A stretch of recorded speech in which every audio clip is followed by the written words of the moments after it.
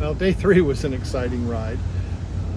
I had adjusted the brake levers before I left to make them a shorter reach, and didn't realize till I was on the trail that now the shifter paddles were hitting the handlebars and I couldn't brake, at least not seriously.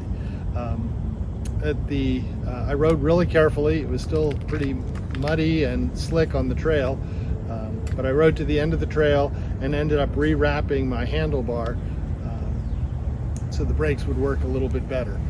I'll adjust it fully when I get home. Lessons learned: always test everything before you head out on a ride. Here you can see the original position of the brake levers. After I adjusted them, they were a little bit further around the curve. Also note there's a little bump on the flat part of the handlebar. More on that later.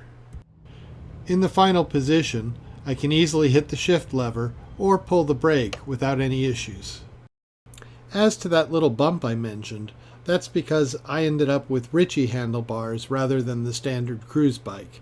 And although this was not intended, I found that little bump is very nice in seating your hand well on the bars. While in the area of handlebars, some of you may have noted the phone mount I use on my bike. It's made by Bone, and it's very nice because it keeps the phone centered and provides some level of anti-vibration.